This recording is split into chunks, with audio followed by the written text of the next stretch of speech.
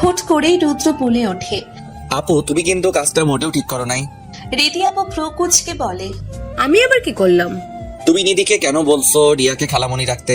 রিয়া আমার বউ, তাহলে নিধি তো রিয়াকে মামি ডাকবে, তাই না? নিয়াম ভাইয়া সুর টেনে বলে, এখানে উপস্থিত সকলেই জানে রিয়া তোমার বউ, তাই রিয়া আমার বউ এমন করে বলতে হবে না। রিয়া তোমার বউ হওয়ার আগে তোমার খালাতো বোন ছিল, সেই হিসেবে রিদিরও বোন। রিদি নিধিকে বলেছিল রিয়াকে খালামণি রাখতে। সে যাই হোক আপু, তুমি নিধিকে বলবা রিয়াকে মামিমণি রাখতে। রীতি আপু বিরক্ত হয়ে বলে, তুই এমন কেন করছিস? নিধি রিয়াকে খালামণি ডাকুক আর মামি মনিই ডাকুক, তাতে তোর কি? রিয়ার যদি সমস্যা না হয় তোর কি সমস্যা? আমিও রীতি আপুর সাথে তাল মিলিয়ে বললাম, সেটাই তো আমার যখন সমস্যা হচ্ছে না, তাহলে আপনার এত সমস্যা কেন হচ্ছে? আমি নিধির মামনি হওয়ার আগে খালামণি আর নিধির মুখ থেকে খালামণি ডাক শুনতে তো আমার বেশ লাগে। নিয়াম ভাইয়া আলতো হেসে রুদ্রের পিঠে থাপ্পড় মেরে বলে, এই বেয়াদব মহিলাগুলো আমাদের মতো অসহায় প্রেমিক পুরুষের দুঃখ কোনোদিন বুঝবে না। আর বুঝতেই পারছে না তুমি যে ইনসিকিউর ফিল করছো। আমি ভ্রু কুঁচকে বলি, খালামণি ডাকের সাথে ইনসিকিউর ফিল করার কি আছে? ভাই সত্যি বলছো, বউরা স্বামীর মন বুঝে না। আর যদি হয় বাচ্চা বউ, তাহলে তো কথাই নাই। যেখানে বোঝার দরকার নাই সেখানে ক বলতেই কলকাতা বুঝে যাবে, আর যেখানে বোঝার দরকার সেখানে কলকাতার কটাও বুঝবে না। রিয়া একদিন নিধিকে নিয়ে স্কুলে গেল। নিধিকে সবার কাছে রিয়াকে খালামণি বলে পরিচয় করিয়ে দিল।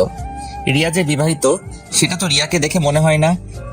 নিধির স্কুলের কোনো টিচার যদি রিয়াকে প্রপোজ করে বসে বা বাসায় বিয়ের প্রস্তাব নিয়ে আসে, তখন রুদ্রের কথা শুনে আমি কপালে হাত দিয়ে বসে পড়লাম। একটা খালামণি ডাক থেকে উনি বিয়ের প্রস্তাব পর্যন্ত চলে গেছেন। রিদি আপুর মুখ দেখেই বোঝা যাচ্ছে রিদি আপু রুদ্রের উপর মহা বিরক্ত। রুদ্র, তোর মনে হচ্ছে না তুই একটু বেশি অদ্ভুত আচরণ করছিস? বউ কি শুধু তোর একই আছে, আর কারো বউ নেই? সবার বউ থাকলেও আমারটার মতো এমন রসগোল্লা টাইপ বউ কারো নাই, তাই আমি কোনো রিস্ক নিতে পারবো না। অফ পিরিয়ডে হুট করে ইফাত স্যার ডেকে পাঠায়। ইফাত স্যার ডেকে পাঠিয়েছে এটা শুনেই আমার আত্মা কেঁপে ওঠে। রৌদ্র যদি জানতে পারে তাহলে তুলকালাম কাণ্ড বাঁধিয়ে দিবে। পরে ভাবলাম ত্রয়ীকে নিয়ে যাই। রৌদ্র কিছু বললে বলে দিব ত্রয়ী আমাকে নিয়ে গিয়েছিল। আমার সেই আশাতেও জল ঢেলে দিল ইফাত স্যারের অ্যাসিস্ট্যান্ট। স্যার নাকি আমাকে একা যেতে বলেছে। আমি দৌড়ো দৌড়ো বুকে ইফাত স্যারের রুমের সামনে আসি। বারবার এদিক ওদিক তাকিয়ে দেখি আশেপাশে কোথাও রুদ্র আছে কিনা। যদি থাকে আর আমাকে যদি ইফাত স্যারের কেবিনে যেতে দেখে তাহলে আমার খবর আছে। কেবিনের দরজায় নক করতে স্যার ভিতরে যাওয়ার জন্য অনুমতি দেন। আমি পা টিপে টিপে রুমে প্রবেশ করলাম। Sit down. স্যার বলার সাথে সাথেই আমি বসে পড়লাম। আমি বসতেই স্যার ঢক ঢক করে এক গ্লাস পানি খেয়ে নিলেন।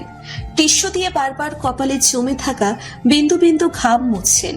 উনি অস্বস্তিতে হাঁসফাঁস করছেন। স্যার আপনি কি কিছু বলবেন? উনি দ্বিতীয়বারের মতো আরো এক গ্লাস পানি খেয়ে নিলেন। উনি আমতা আমতা করে বলেন, অ্যাকচুয়ালি তোমাকে কিছু কথা বলা ছিল, কিভাবে বলবো বুঝতে পারছি না। তুমি আমার ছাত্রী, তোমাকে এই কথাগুলো বলা ঠিক হবে কিনা বুঝতে পারছি না। স্যার আপনি নির্দ্বিধায় বলতে পারেন। উনি কিছু বললেন না, কিন্তু বেশ কয়েক গ্লাস পানি খেয়ে নিলেন। রুম ছুঁড়ে পায়চারি করছেন। ওনার কর্মকাণ্ডে আমি অল্প বিস্তর বিরক্ত হলাম। এটা কোন ধরনের বিহেভিয়ার বুঝতে পারছি না। রুমে ডেকে এনে বসিয়ে রাখলেন। আমার সামনে একের পর এক গ্লাস পানি খেয়ে নিলেন। এখন আমাকে বসিয়ে রেখে রুমময় দৌড়াদৌড়ি করছেন। বিরক্ত হলেও নিজের বিরক্তিটা প্রকাশ করতে পারছি না। ইফাত স্যার হালকা কাশি দিয়ে আমার দৃষ্টি আকর্ষণ করে আবার আমতা আমতা শুরু করলেন। এদিকে আমি অধীর আগ্রহে স্যারের মুখপানে তাকিয়ে আছি। অ্যাকচুয়ালি আমি তেইকে পছন্দ করি বললে ভুল হবে। আমি তেইকে ভালোবাসি। কথাটা আমার কানের কাছে বজ্রপাতের ন্যায় বাজলো। ওনার কথাটা শোনা মাত্রই আমি চমকে উঠলাম। হয়তো উনি আরো কিছু বলছিলেন, সেগুলো আমার কর্ণগোচর হলো না। আমি নীরবে স্যারের কক্ষ থেকে প্রস্থান করলাম। এদিকে আমি ভাবছি এই কথাটা ত্রয়ী জানলে কি হবে। ইফাত স্যারের জীবন নিয়ে টানাটানি শুরু হয়ে যাবে। স্কুল লাইফে ত্রয়ীর প্রাইভেট টিউটর ত্রয়ীকে প্রপোজ করেছিল। সেটা নিয়ে ত্রয়ী যা কাণ্ড করেছিল, ইফাত স্যারের কথা জানলে তো ইফাত স্যারের কি অবস্থা করবে সেটা আল্লাহই ভালো জানে। কি রে, স্যার তোকে কি বললো?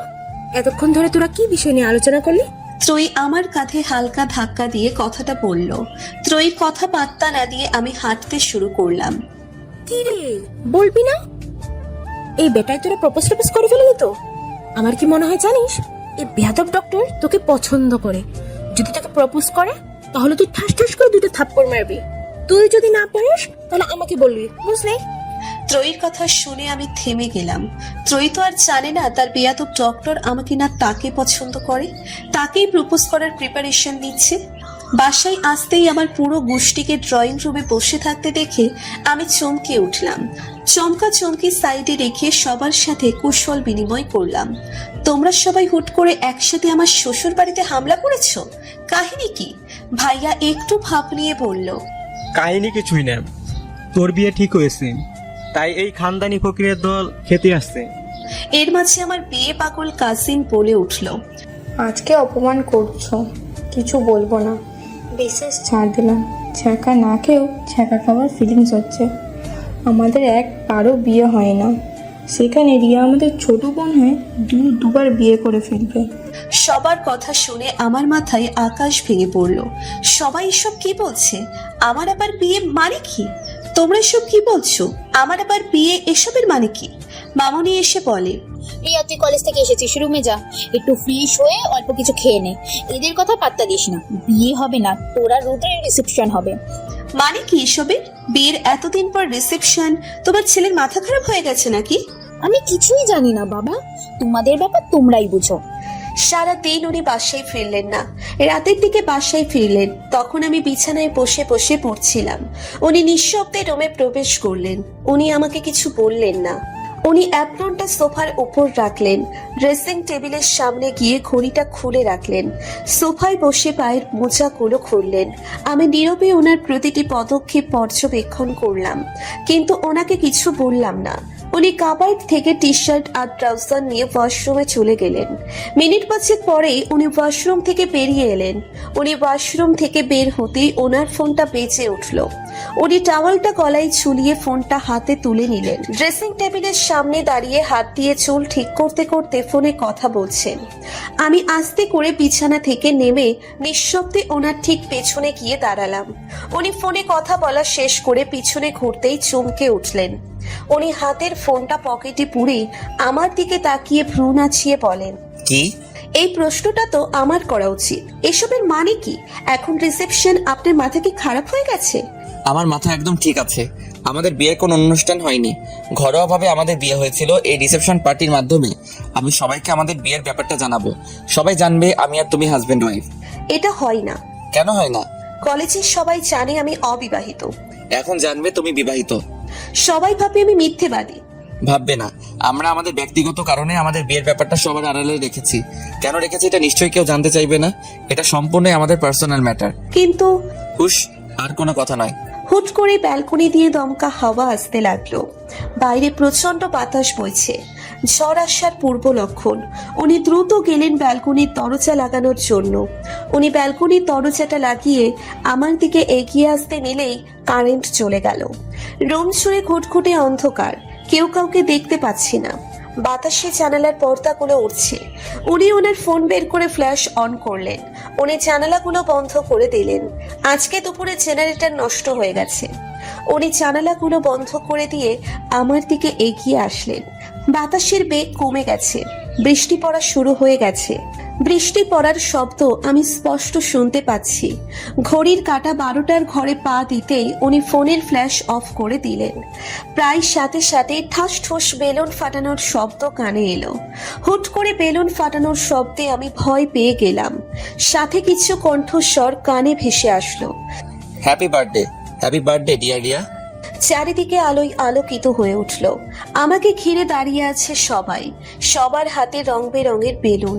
আজকে তো আমার জন্মদিন, আমার তো মনেই ছিল না। কি অদ্ভুত ব্যাপার, নিজের জন্মদিনের কথা নিজেরই মনে নেই। পিছন থেকে কেউ একজন আমার চোখ বেঁধে দিল। আমি চোখের ওপর হাত রেখে কিছু বলতে যাব, তার আগেই কেউ একজন আমাকে পিছন থেকে কোলে তুলে নিল। আকস্মিক ঘটনায় আমি ভয়ও পেয়ে গেলাম, চমকে উঠলাম। আমার মাথা ঠেকলো ওই ব্যক্তির বক্ষে। শরীর থেকে আসা মনোমুগ্ধকর মাতাল করা ঘ্রাণ আমাকে জানান দিচ্ছে এই ব্যক্তিটা রুদ্র ছাড়া আর কেউ না। আমি ভয় পেয়ে রুদ্রের বাহুর কাছে শার্ট খামছে ধরলাম। আমি অস্থির হয়ে বলে উঠলাম, আপনি আমাকে কোথায় নিয়ে যাচ্ছেন? গেলেই দেখতে পারবা। এখন চুপ থাকো। উনি আমাকে নিয়ে সিঁড়ি দিয়ে নামছেন, আমি স্পষ্ট বুঝতে পারছি। উনি আমাকে একটা জায়গায় নিয়ে এসে কোল থেকে নামিয়ে দিলেন। প্রায় সাথে সাথেই একটা ধমক দিয়ে বলে উঠলেন, এই তুমি কি খাওয়া দাওয়া করো না? নিজের স্বাস্থ্য দেখছো? একটা ক্লাস 5-এর বাচ্চার ওজনও তোমার থেকে বেশি। আমি ওনার কথা শুনে গাল ফুলিয়ে বলে উঠলাম, একদম অপমান করবেন না, আমার ওজন একদম ঠিকঠাক আছে। আপনি স্লিম ফিগারের কি বোঝেন? নিজে তো দিন দিন ভুড়িওয়ালা হয়ে যাচ্ছেন। রিদি আপু আমাদের দুজনকে থামিয়ে দিয়ে বলেন, তোরা একটু চুপ করবি? নে রিয়া, এবার চোখে বাঁধনটা খুলে নে। আমি গেট খোলার চেষ্টা করছি কিন্তু পারছি না। আমি গেট খুলে দেওয়ার জন্য রিদি আপুকে ডাক দিলাম, কিন্তু রিদি আপু প্রত্যুত্তর করলো না। আশেপাশে কারো সারা শব্দ পাচ্ছি না। অনেক চেষ্টা করে গেট খুলতে সক্ষম হলাম। চোখের ওপর থেকে কাপড় সরাতেই আমি হালকা ভয় পেলাম। চারিদিকে অন্ধকার, কেউ কোথাও নেই। হুট করে চারিদিকে লাইট জ্বলে উঠলো, বাজি ফাটানোর মতো শব্দ কানে এলো। চারিদিকে বেলুন, রং বেরঙের লাইট দিয়ে সাজানো। ড্রয়িং রুমের মাঝখানে একটি টেবিল, টেবিলের ওপর বেশ বড় সাইজের একটা কেক। আমি অবাক হয়ে চারিদিক দেখছি। এভাবে বাসা কে সাজালো, আর কখনই বা সাজালো? আমি তো কিছু টেরই পেলাম না। আমার অগোচরে এত কিছু ঘটে গেল। আমার মনোভাব হয়তো নিয়াম ভাইয়া বুঝতে পারলো। নিয়াম ভাইয়া হালকা হেসে বলল, সব কিছু তোমার বরমশাই করেছেন, আমারও তো শুধু সাহায্য করেছি। সেই সন্ধ্যা থেকে ডেকোরেশন করা হচ্ছে। আশ্চর্যজনক ভাবে আজকে সন্ধ্যা থেকে আমি একবারের জন্যেও রুম থেকে বের হইনি। আমি রৌদ্রের দিকে তাকালাম। রৌদ্রের ঠোঁটের কোণে ঝুলে আছে অমায়িক হাসি। এই হাসিটা দেখার জন্য আমি এক জনম পার করে দিতে পারি। সকাল 9টা বাজে। কলিং বেলের কর্কশ আওয়াজে ঘুমটা ভেঙে গেল। গতকাল কেক কাটা, বার্থডে সেলিব্রেশন, খাওয়া দাওয়া করে আড্ডা দিয়ে রাত 3টের দিকে ঘুমানোর জন্য সবাই সবার জন্য বরাদ্দকৃত রুমে গিয়েছিল। এত রাত অব্দি জেগে থাকার জন্যই হয়তো এখনো কেউ ঘুম থেকে ওঠেনি। কলিং বেলের আওয়াজটা আমার বিরক্ত লাগছে। বিরক্তি নিয়ে উঠে দাঁড়ালাম। এলোমেলো চুলগুলো হাত দিয়ে খোপা করে মাথায় ওড়না দিয়ে ভালো করে ঘুমটা নিয়ে নিলাম। ড্রয়িং রুমে এসে আশেপাশে তাকালাম, কিন্তু কাউকে দেখতে পেলাম না। আমি দরজা খোলার জন্য এগিয়ে গেলাম। দরজা খুলতেই দরজার সামনে দুইটা ছেলেকে দাঁড়িয়ে থাকতে দেখে আমার ভ্রু কুঁচকে এলো। ছেলে দুটোকে আমি চিনি না, আগে কোনো দিন দেখেছি বলেও মনে পড়ছে না। মামুনিদের আত্মীয় হলে তো আমি চিনতাম। ছেলে দুটো আমাকে দেখেই সালাম দিল। আসসালামু আলাইকুম ভাবি। আমি চমকে ছেলে দুটোর দিকে তাকালাম। এর আগে কেউ কখনো আমাকে ভাবি ডাকেনি। আমি একটু বিব্রত হলাম, তবু হালকা হেসে বললাম, ওয়ালাইকুম আসসালাম। কেমন আছেন ভাবি? আশ্চর্যজনকভাবে ছেলে দুটো যা বলছে, দুজন একসাথে, যমজ ভাইদের মতো। না না, যমজ ভাইয়েরা তো আর একসাথে কথা বলে না। মনে হচ্ছে আমি ওনাদের টিচার আর ওনারা আমার স্টুডেন্ট। আমি কিছু বলার সাথে সাথে উত্তর না দিলে ওনাদের কান ধরে দাঁড় করিয়ে রাখবো। আলহামদুলিল্লাহ ভালো। আপনারা আমাকে ভাবি ডাকছেন কেন? আমরা কি পূর্ব পরিচিত? আমাদের কি আগে কোথাও দেখা হয়েছিল? না ভাবি, আজকে আমাদের প্রথম দেখা হলো ভাবি। ভাবি আমরা রুদ্রের ফ্যান। ওনাদের কথা বলার স্টাইল দেখে অবাক হচ্ছি। প্রতি লাইনে লাইনে ভাবি ডাকছে। অতি ভক্তি চুরির লক্ষণ। আজকে রুদ্রের ফ্রেন্ড আসবে, আমাকে তো রুদ্র আগে বলেনি। আপনারা যে আসবেন, রুদ্র তো আমাকে কিছু বলেনি। রুদ্র কি জানে না আপনারা আজকে আসবেন? না, আমরা রুদ্রকে না বলে এসেছি। আমরা রুদ্রকে সারপ্রাইজ দেওয়ার জন্য সোজা এয়ারপোর্ট থেকে এখানে চলে এসেছি। আমরা রুদ্রর বন্ধু হওয়া সত্ত্বেও আপনি আমাদের চেনেন না, কারণ আমরা এতদিন দেশে ছিলাম না। আরে আরে, কই যান আপনারা? একটা লাইক দিয়ে যান। এত কিপটামি করেন কেন? একটা লাইকই তো দিবেন। প্লিজ প্লিজ প্লিজ একটা লাইক দিয়ে যান।